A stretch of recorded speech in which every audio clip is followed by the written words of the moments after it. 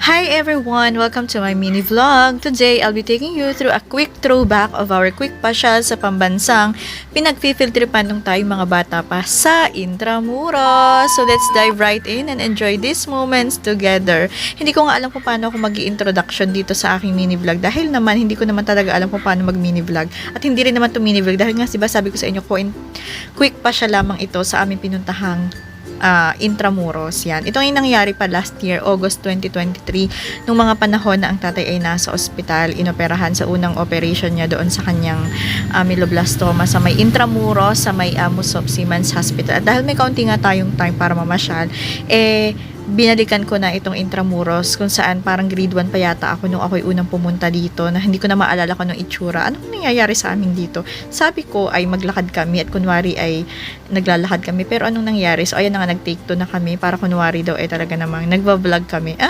So ito na nga. Ito, naalala ko pa nung ako'y pumunta dito ng Intramuros. Grade 1 pa yata ako. Nakita namin itong mga painting na to na talaga namang sabi ko parang ganang-ganan ako magpinta dati. Dati? Parang hindi naman. So ito na nga, pumunta ulit kami dito sa may likod ata nitong, basta yan ay sa may Intramuros, may entrance pa nga dyan eh. Akala ko libre lang, pero may entrance din pala. Tapos nakita namin ito mga nakikita ko lang to sa mga pictures, sa mga vlog, sa mga videos. Tapos ayan, nakita ko na ulit siya ng personal, ay ganito pala talaga dito sa Intramuros. Tingnan nyo naman yung mga dinadaanan, parang talagang makaluma siya. Malamang historical places nga, di ba ito?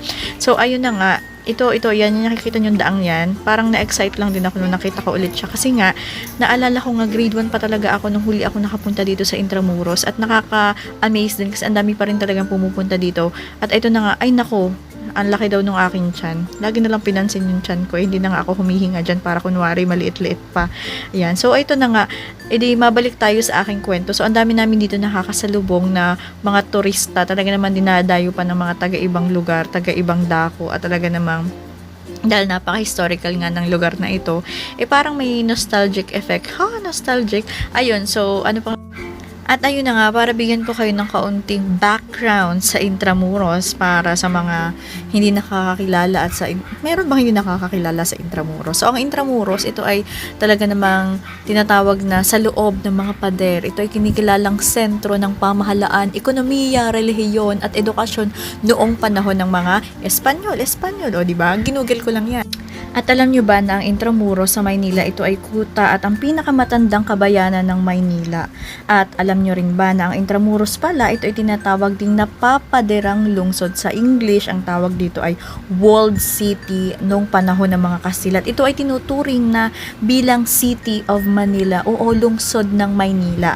At ang tawag sa distrito sa labas ng pader ay Extramuros. Ibig sabihin, sa labas ng pader. Alam nyo nga ba, diba sabi nga natin, itong Intramuros nga daw, ang bansag dito ay the walled city dahil nagmula daw ito sa Kastila na ulit-ulit sinabi ko na nga intra, diba? Intra ibig sabihin loob. Tapos yung muros, ang ibig sabihin daw nun ay pader. So sa madaling salita, ang Intramuros ay bayan na napapaligiran ng mga pader. So very obvious naman, diba? Pag tinignan natin yung Intramuros, parang napakatataas na walled. Ay siguro siya tinawag na napapaligiran ng mga pader or the walled city.